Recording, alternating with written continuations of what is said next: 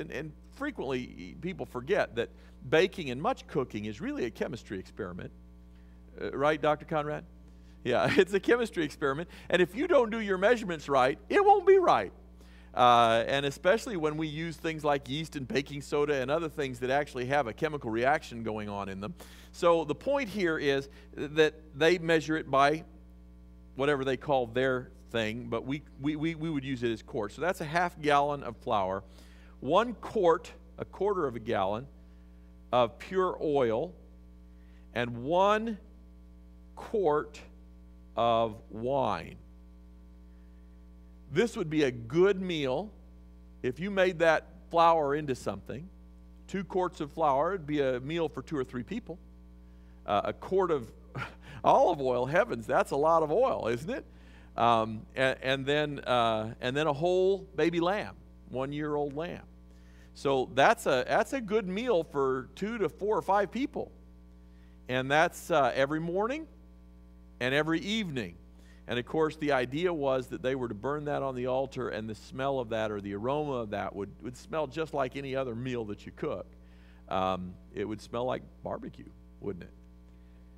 It would smell just like barbecue. I thought it was funny this last week. Was it this last weekend or the weekend before? We had a vegan potluck down at the annex. Was that last weekend or the weekend before?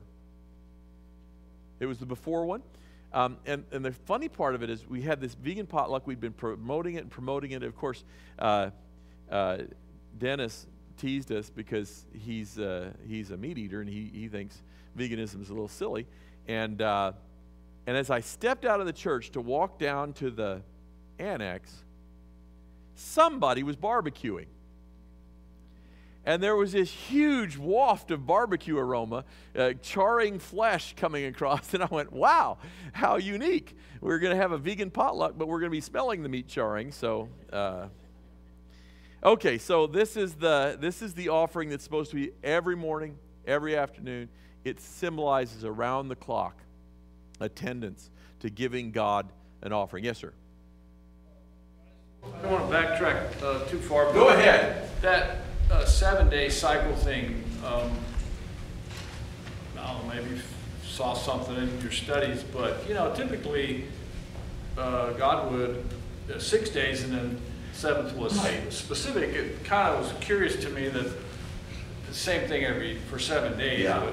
It seems like these sanctuary temple services were 365 or 360 in their case, 360 and 7.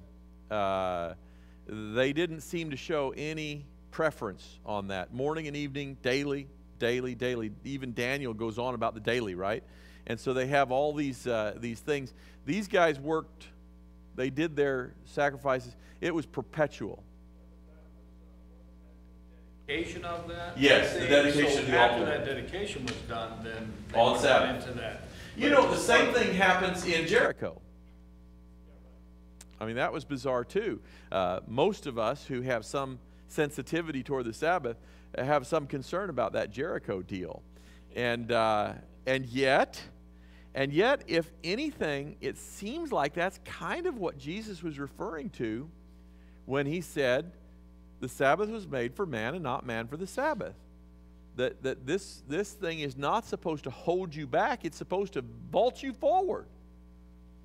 And so it's not something where, what is it Don Gibson always says? You can't get saved by not doing something.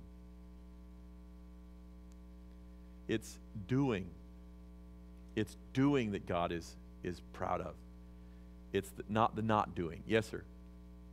This morning and evening offering went on every day. Every day.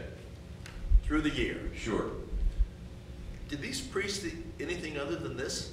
Yeah, it's a good question. Very likely.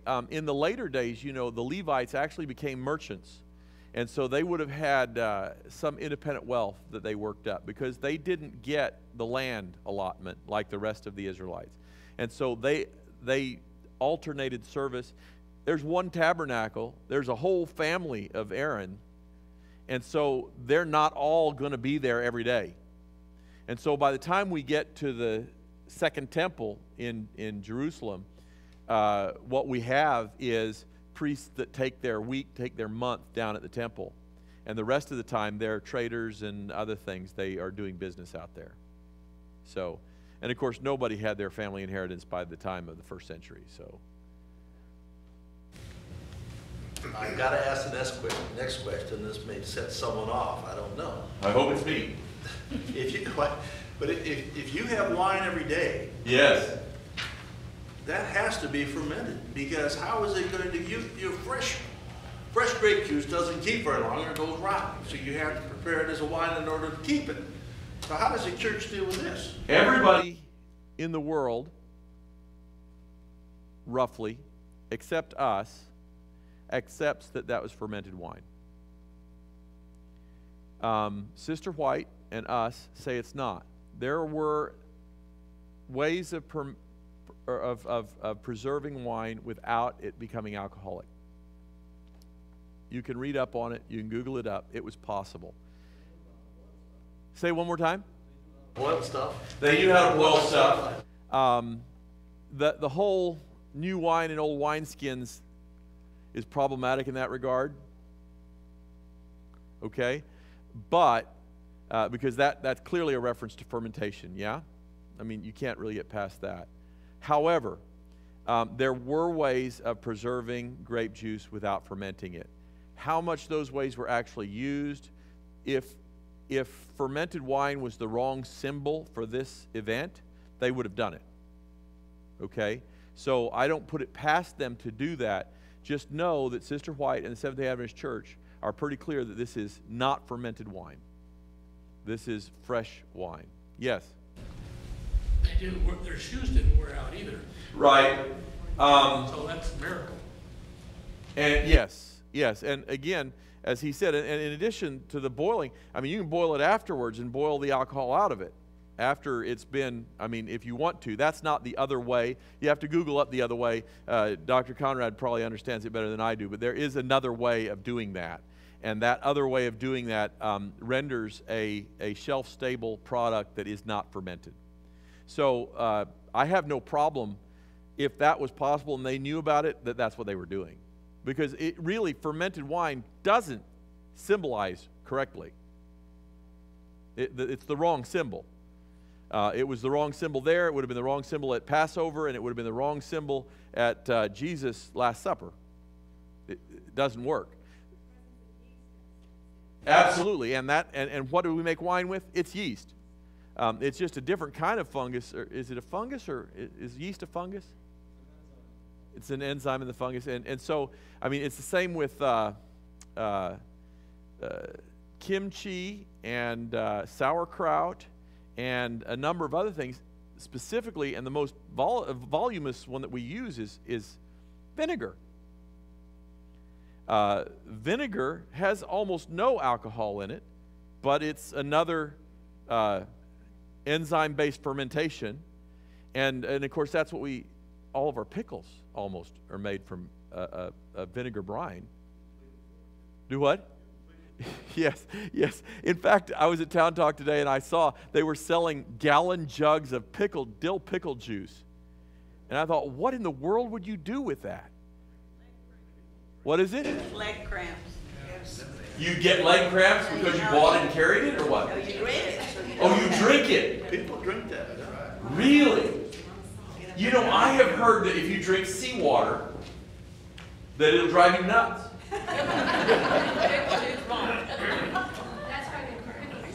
It probably, you think it's saltier than pickle juice?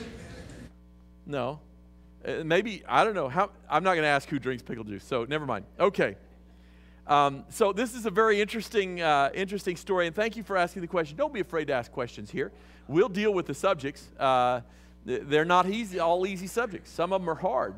But that one, again, Google it up if you want. I have read all about it, but I don't understand the chemistry very well. Go ahead. If you want to make alcoholic wine, you have to exclude oxygen. Right. If you want to make vinegar, you put in oxygen. Right, and it's a little bit different fungus. So it turns out that, I don't know if many of you know this, maybe we talked about it before, winemakers, or vintners as they're called, they're not called wine gardeners. So vintners vintners are very specific about what organism that ferments their wine, because different organisms taste different, and the only difference really in the vinegar and the wine is what organism you're using. And so it turns out that they've become, over the years, vintners, very superstitious about having any vinegar on their premises. They don't want any vinegar to affect their wine. And by the way, when they have a really bad year and it comes out tasting horrible, they infect it with vinegar and they sell it as vinegar. Wow. Red wine vinegar. And so that's what they do. Anyway, so I talked to a vintner one time, and they told me about how superstitious vintners are about that many of them won't cook with vinegar. They won't allow vinegar on their property. They won't allow vinegar in their kitchen, anywhere near them, because they don't want it infected. But again, that's superstition. You know, baseball players think a bat has good luck to it, too. So who knows? All right. I do strive, and I hope we all do. You know, superstition is one step away from idol worship, in my opinion. And I may just be stronger than some people on that, but my father was very superstitious, and so it always seems unseemly and almost occultish when people get really superstitious about stuff. So I'm very anti-superstition. I break a mirror when I can. Okay, I have broken several mirrors and have not noticed any effect. But yeah, I don't actually break mirrors on purpose. But I think we ought to shun superstition. And the last one I have trouble with is knocking on wood, right? That's a silly and stupid superstition, but I do it all the time. And I think, why am I doing this? Stop that, stop that. I'm not convinced that it's sin, and I don't think you'll lose your salvation. I just think it's a bad idea. And it's, yeah, you knock on your head because it's wooden, or soon my desk because it's going to be wooden. Okay. All right, let's do 43 through the end of the chapter, which is 46. And there I will meet with the children of Israel, and the tabernacle shall be sanctified by my glory. So I will consecrate the tabernacle of meeting and the altar. I will also consecrate both Aaron and his sons to minister to me as priests. I will dwell among the children of Israel, and will be their God. And they shall know that I am the Lord their God, who brought them up out of the land of Egypt, that I may dwell among them. I am the Lord their God. Thank you. And I'll dispute this paragraph break too. I think this paragraph break shouldn't have been at 43, it should have been at 42. I think 42 to 46 is a recap of this whole section. Okay? 42 through 46, he comes out and he says, okay, this is the burnt offering I've described to you. This will be continual. This is through all your generations, and this is where I want it done. And here's why I want it done there, because this is the place that I will come and meet with you. And he's talking to Moses now. This is the place where I will come to meet with you, and there shouldn't be any break to 43 where we took a 10-minute discourse. And I will there meet with the children of Israel. And then here's where it gets good, Ellis. And the tabernacle shall be sanctified by the oil, by the blood, by the sacrifices, by what? By my glory, because I will be there. And that's the most important part of the whole section that we're reading tonight. All these chapters lead up to this, they hit this, and then they move on to another section. This is the important part of the deal. He says, I will there meet with you, the children of Israel. I will sanctify it with my own glory, and I will consecrate the tabernacle and the meeting and the altar, again, by his glory. And I will also consecrate or set apart both Aaron and his sons to minister to me as priests. And then this is where it gets really good, because this is a theme that runs throughout the whole Bible. And I will dwell among the children of Israel and be their God. All the way to Revelation we hear that. We hear that in Eden. That's the whole point of the entire exercise of God, man, and universe and everything, is that God wants to dwell with us and be our God and us be his people. It's the whole point of the whole thing, period, full stop. All the rest is details, how-tos. And his how-tos evolve over the centuries. Yes? Disagree with that. Okay, go ahead. I think it's all about resolving the question that was posed by Lucifer in heaven. That's the prime directive. Yes. Not to take away from him wanting to be with us. Okay. We're playing a role in something bigger Yes. than just that. And that's the old God in the dock concept. Those words, God in the dock, are from C.S. Lewis, but they don't mean as much to Americans because we don't put people in the dock. We put them on the witness stand or someplace else. In that setting, in a legal setting, we would say God at the defense table. God as the defendant is how we would say that. God in the dock. They put the defendant in a criminal trial in the special seat up there, which is weird because I don't know how you'd communicate with your lawyer if you were in that special seat up there. You know, we always have our clients sit right next to us. It's interesting. We used to, this is an aside. Nobody understands. I've tried to explain to you before, and maybe you can begin to get it a little bit, but we always have a problem. Nobody really understands. They always want to say, how can you represent somebody who you know is guilty, right? You all have that question, I know. Everybody says, you're a scoundrel because if you know they're guilty, you can't defend them and all that. But of course, the guilty are the ones that need the defense because we drowned witches for a few years in Salem and some other places. Those people needed a defense. That was vigilantism, and we've got to defend people even when they're guilty. And so the hard part for people to get is that when you work for a year preparing somebody for trial, and you focused on their case and the details of all the paperwork and all the allegations and all the witnesses and then you sit with them and try their case for a week, unless you have a heart of stone, you have invested yourself in their future. And it is a hard thing to see your client get convicted and go away. Really hard. Even when you know they're guilty, okay? I'm just telling you, it's hard. And if you've never done it, you can't get it. Maybe the closest analogy would be if you're working in a medical setting and somebody lived a hard, bad, evil life, and they took drugs and they smoked cigarettes and they drank liquor and they just ruined their bodies. And they're in their last days. It's still a tragedy when they die young. And it's still a tragedy when somebody gets, if people don't get that. And if I, who's as conservative as anybody that you know, can appreciate these people who have lived and done things that are reprehensible, that have caused misery to many, many people, you begin to see a little bit of how Jesus would feel about us when he's trying and he's done everything he could possibly do to drag you from column B to column A. And then to see people reject it. It's really, really hard to think about. So I agree with you. So put God on trial. I really believe that's what the 1,000 years is about. There's no other purpose for the millennium, as far as I can tell. Well, it says the books are going to be open. I think an additional, okay, sure, justify God's word. I mean, that's right. The question that's being resolved. Yes. In the grand scale of things.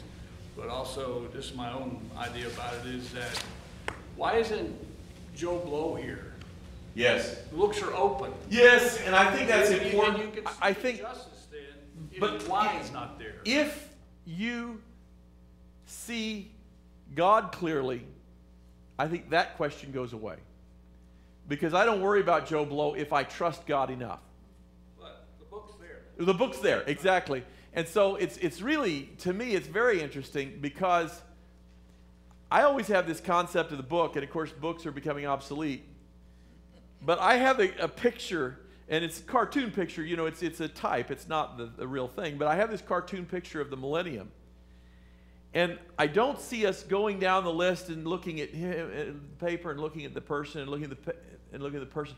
I see us looking at and looking at God. And we look at the name and we look at God. And we say, you forgave him? The other point of all that, in his glory and all the rest, is that God could easily have forgiven anybody he wants to forgive with no cost at all. God doesn't have to die to forgive us. He can say, you, I like you, I forgive you. Next. I mean, that's not hard. God can do that. He is sovereign. He can say, I forgive you, not you, not you, I forgive you. He could do that. But he can't do it with his integrity intact. And that's the allegation of Satan, is that he's capricious, and he chooses whom he will, and he lets go whom he will. And he said, in order for this to be fair. And so, interestingly, you know, a lot of people talk a lot about the wrath of God at the cross and all that sort of thing, and that's a big subject of a lot of things. I don't know. It's simply justice. Yes? And that's what I love about God, is his fairness and his justice. To me, the entire thing is taking place so that sin will never again enter. Right. All questions. It's an inoculation. Over here. When everything is done, every sentient being in the universe will Yes. say, God, you're right.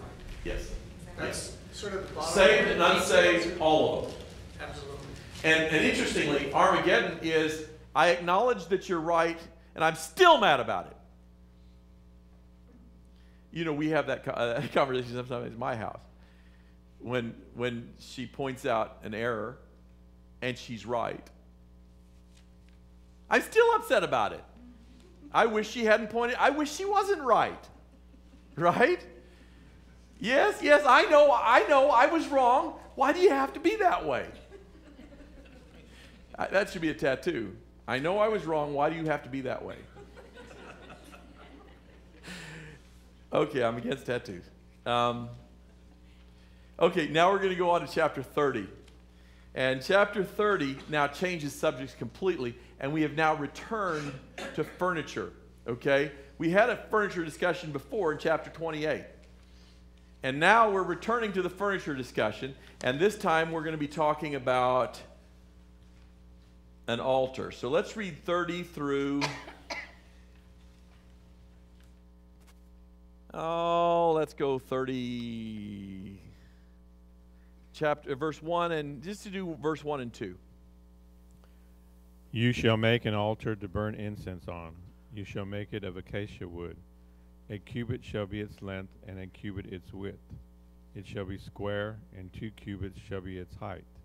Its horns shall be of one piece with it. Okay, so a cubit is 18 inches-ish, and so it's going to be 18 square on the top and 36 high. Okay, so that's, what is it, 36 is 3 feet, right? So that's here. So it's going to be 3 feet high, and it's going to be 18 inches square. You know, we do incense in sticks, right? Apparently they didn't. They did incense in a censer. So they would have a metal bowl of some sort that would hold the incense, and the incense would burn in that thing. So why don't you go ahead and continue reading. Go ahead and do 3 through 6 for us, because that was too short. And you shall overlay its top, its sides all around, and its horns with pure gold. And you shall make it for a molding of gold all around. 2 gold rings you shall make for it, and under the molding on both sides. You shall place them on its 2 sides, and they will be the holders for the poles with which you will bear it. You shall make the poles of acacia wood and overlay them with gold.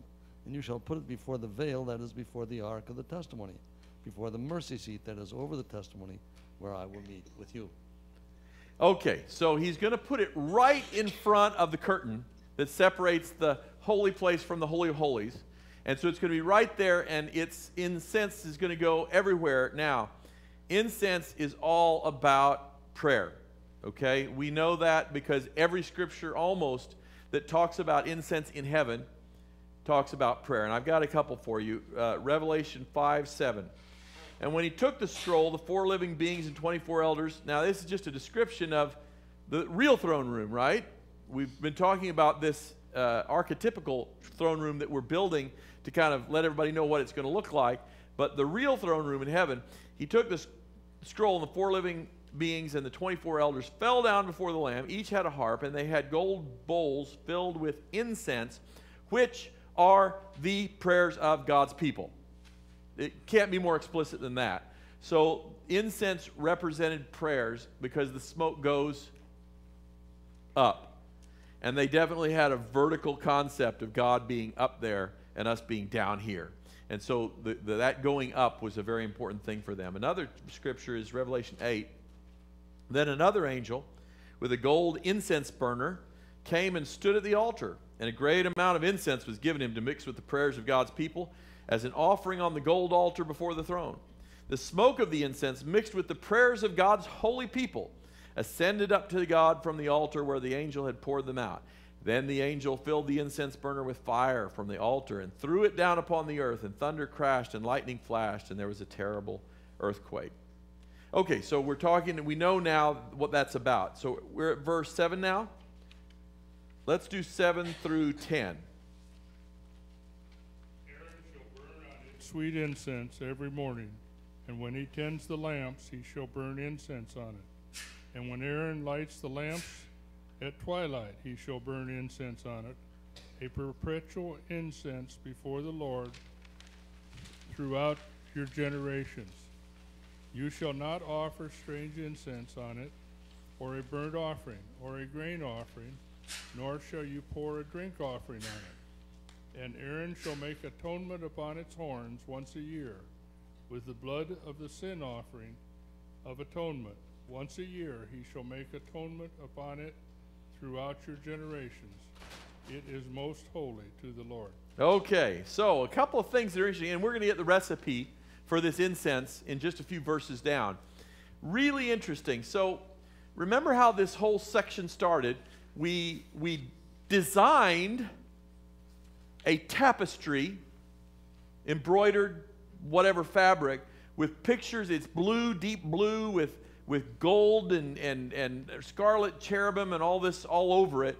And clearly there was a specific pattern that God gave to Moses that he couldn't explain in scriptures without too many words. And so he explained it to these boys, and these boys made it for him. And it was to represent what you would actually see if you were in the real throne room in heaven, and it represents deep heaven with all this stuff. And so this is visually arresting. Then he puts in it all this golden furniture.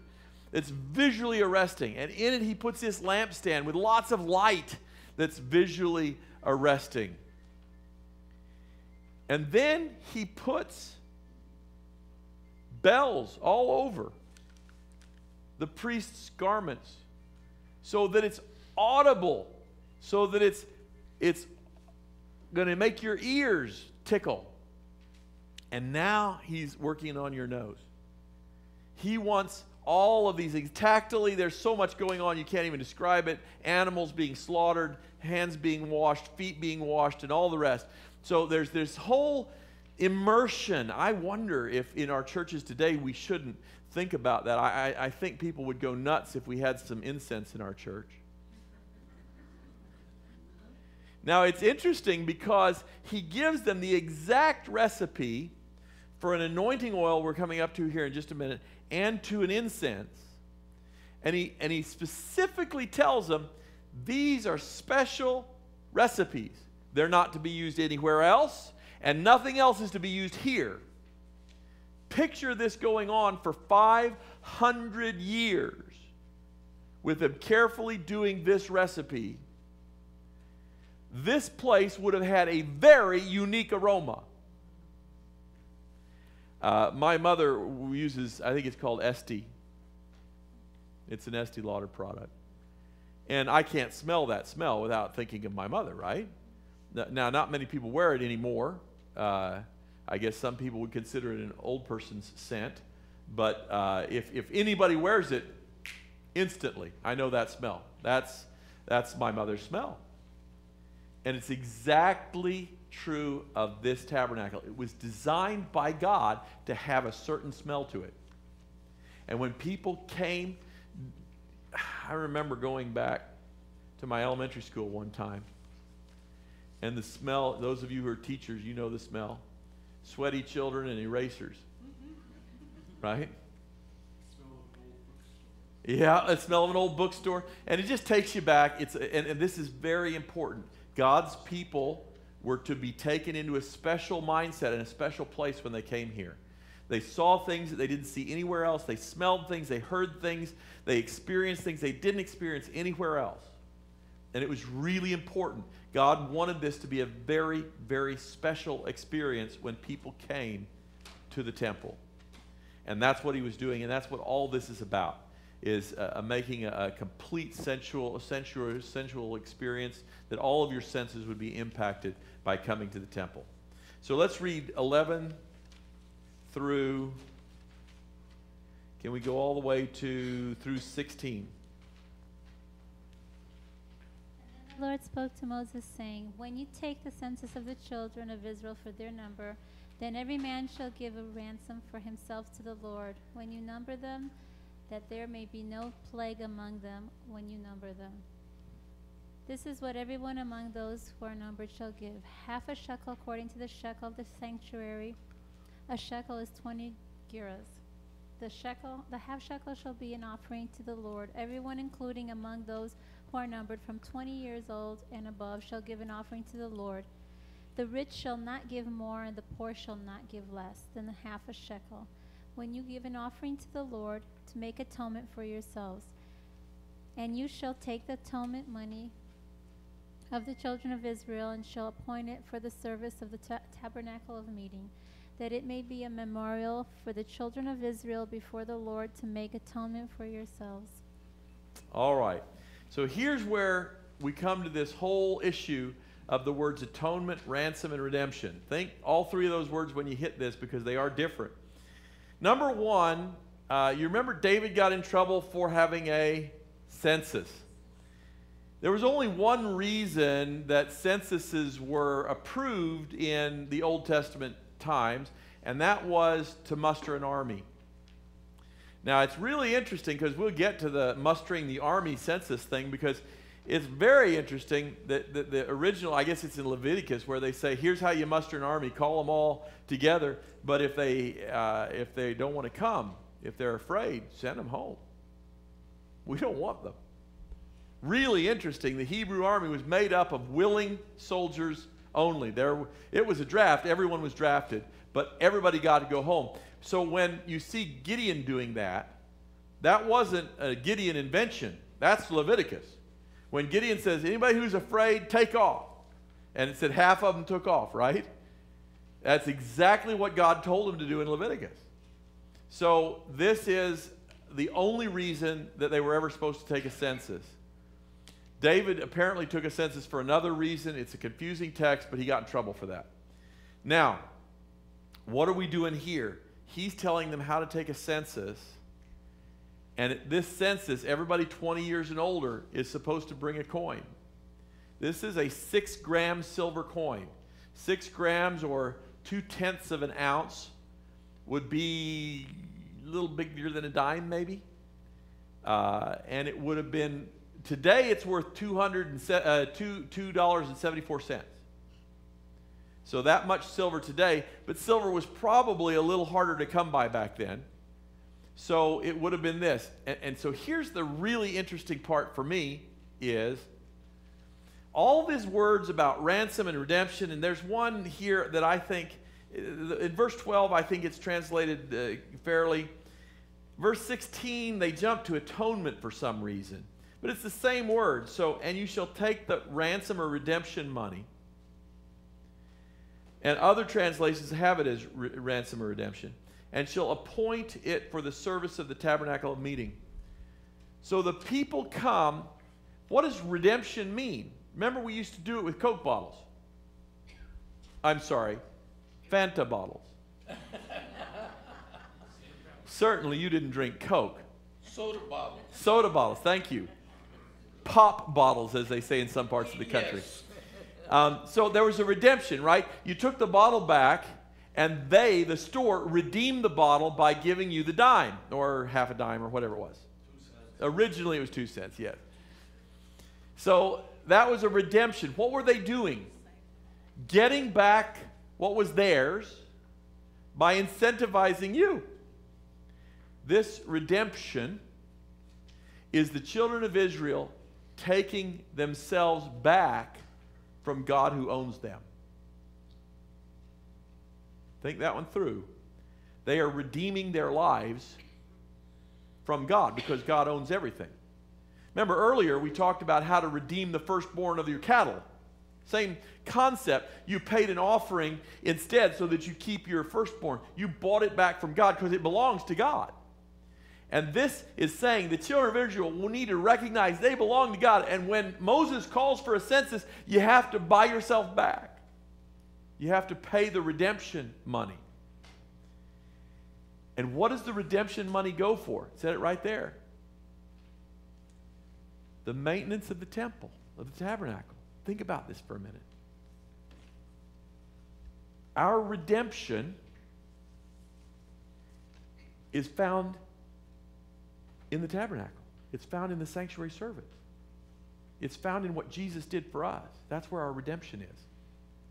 He owns us because of the sanctuary. What in the sanctuary is made of silver? You remember it 3 chapters ago. The foundations of the frames are made of silver. So the foundation of the sanctuary is based on redemption. Fascinating. Here we are God's, and we are redeemed, and this whole mishmash of symbolism was not lost on these people.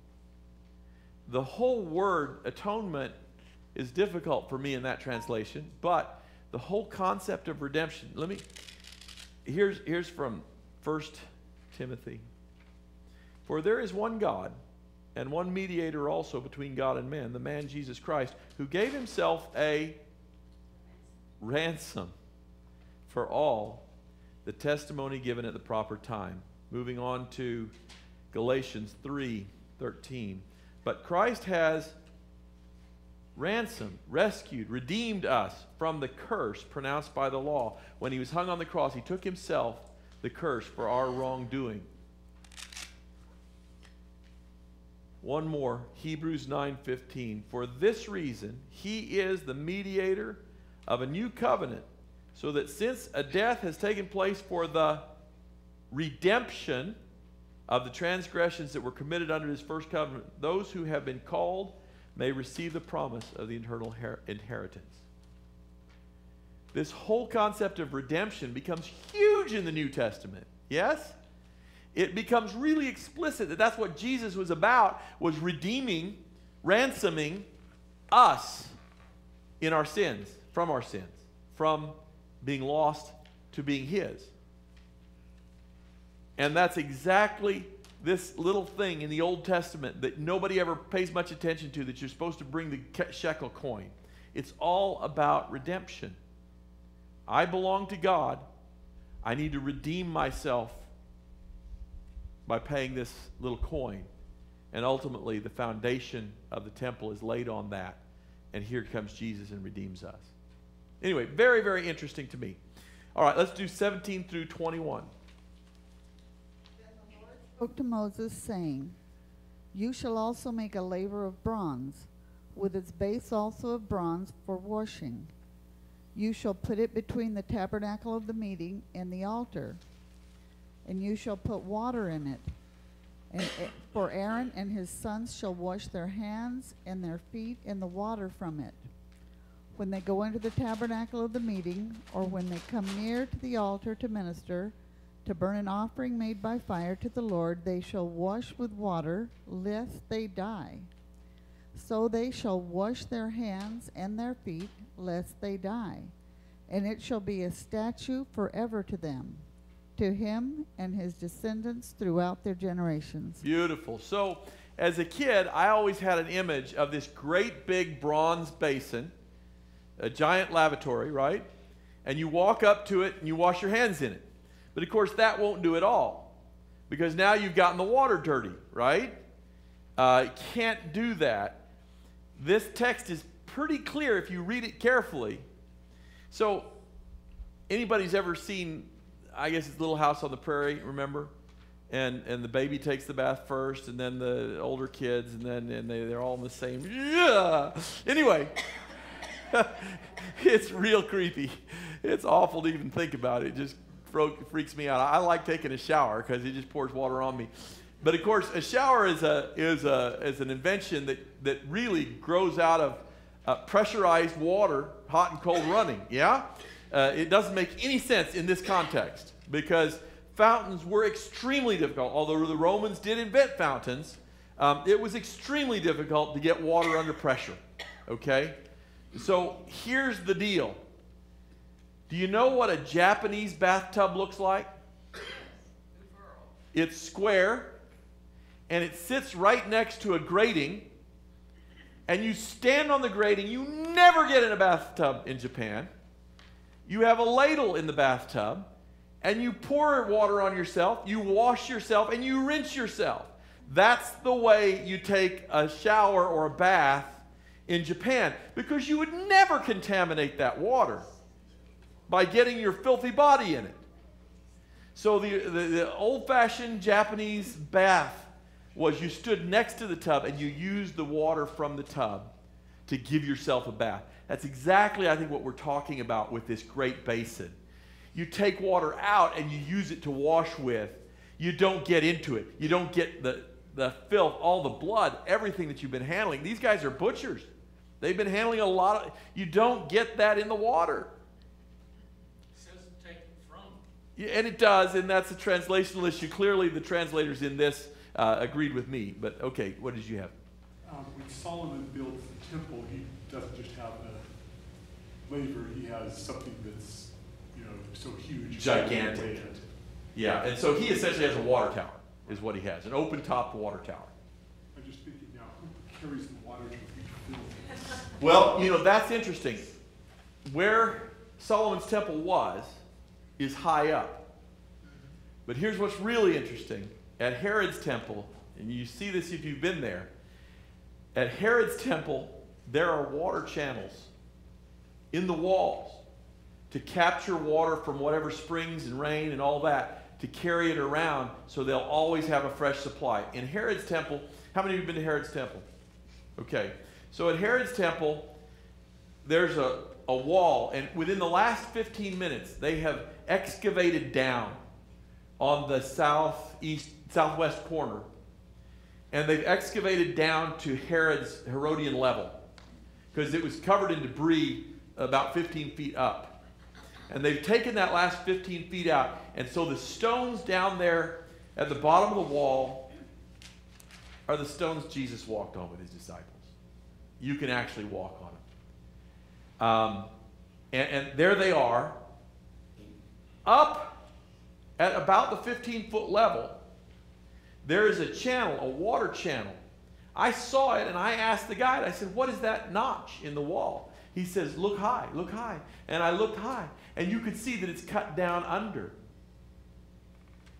And it's a water channel. Now, this isn't a new idea. Petra has the same thing. If you've been to Petra, how many have been to Petra?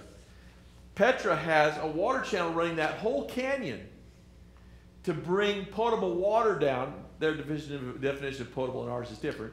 To bring potable water down for use there. Now, in the temple, at Herod's temple, one of the reasons they want to bring it around is on the south side of the temple, on the approach, there's what, 25, 50 ablution pools there. Cisterns, little pools for the Jewish bathing. Their version of getting cleansed and ready for temple. And so there's a bunch of them. And they don't have water in them anymore because that water channel doesn't work anymore. But I can imagine that in the day, if that water channel was working, they would have had all those full of water, and people would have come and done their ritual bathing before they go in. There's a really interesting speculation, since we're really not going to finish this, and I really hate that. So we'll have to talk about the recipes next time. But there's a really interesting speculation about the ascetic community at Qumran. So up at Qumran, you've been to Qumran, it's halfway to Masada, and there's a place at Qumran that they have excavated and they have found, and some people think, you know, that John the Baptist had spent some time at Qumran. The Qumran community dies out before AD 70. And there's some speculation as to why that is. One of the speculations is that Qumran is covered with these baths. They're everywhere at Qumran because these people were very, very serious about their piety, and bathing had become a real big part of the piety during the intertestamental period. And the suggestion is that they had an epidemic because of all these people sharing these baths. Because the way the baths are situated, they were too close to the latrine. And that's why the community died out before AD 70, probably in the 30s or 40s that it died out. So anyway, you can read up on that. It's a very interesting speculation, but it does point to the fact that the Jews had gotten really into baths by the first century, and the south end of the temple covered in these baths all around the place, carved out of the stone, water going to them. That same kind of concept, though, in the Old Testament, you have a laver there. You're not going to be washing in the laver. You're going to be taking water out to wash yourself outside the laver. And so, yeah. What's the significance in the metals that we've seen before, silver and gold, are pure? Yes. This is an alloy. It looks like the farther you get from the most holy place, the less precious the metals are. Everything in the most holy place, and the holy place is gold. Outside, we see a little silver in the foundation, and then we see bronze out in the outdoors. You can say, you know, it's just an outdoor metal that weathers better, but nothing weathers better than gold. But both of these are unique ones. One of them is going to have to stand up to being full of water. So a wooden one that's covered in bronze, probably not going to be your best bet. And then the altar is going to have to be standing heat. So bronze is your better choice for that. But it does look like inside, middle, and outside. The farther you get away, the less precious. So our time is up in 5, 4, 3, 2, 1. And we'll have to start with verse 22 next time. Thank you for coming. Okay. What was it we were talking about before?